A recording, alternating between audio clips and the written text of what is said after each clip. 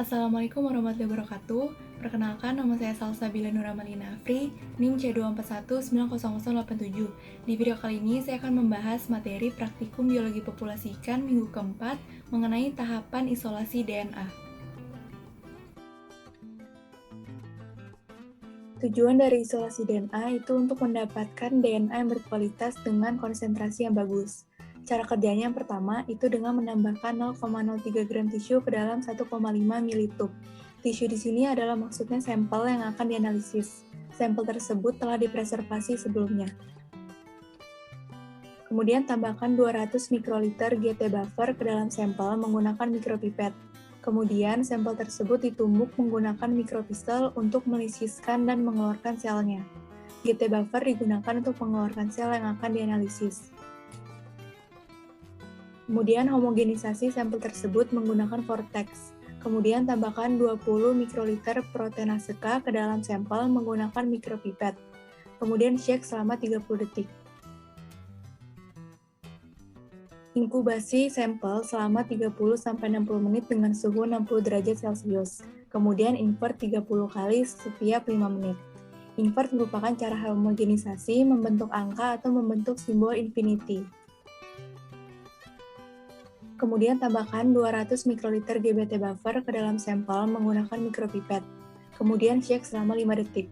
GBT buffer merupakan larutan penyangga sampel untuk membantu proses penghancuran jaringan dan sel. Selanjutnya, inkubasi selama 20 menit dengan suhu 60 derajat Celcius. Kemudian invert 30 kali setiap 5 menit. Sampel ikan diinkubasi selama 20 menit, sampel gastropoda diinkubasi selama 30 menit. Kemudian preheat EB 200 mikroliter per sampel dengan menggunakan suhu 60 derajat Celcius untuk emulsi. Tambahkan 200 mikroliter ETOH absolut ke dalam sampel menggunakan mikropipet, kemudian shake selama 10-30 detik. ETOH di sini digunakan untuk mengendapkan DNA.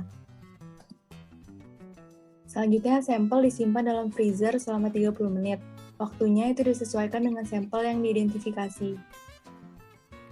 Setelah 30 menit, sampel diambil dan ditransfer ke spin jidikolum menggunakan mikropipet.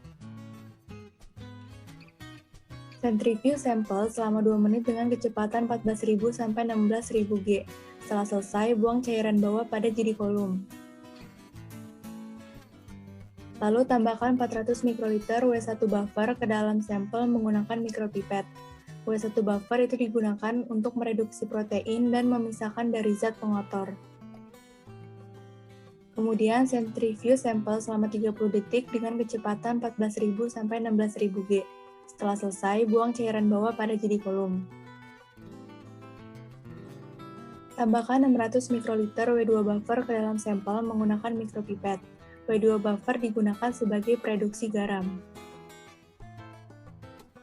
Kemudian centrifuge sampel selama 30 detik dengan kecepatan 14.000 sampai 16.000 G.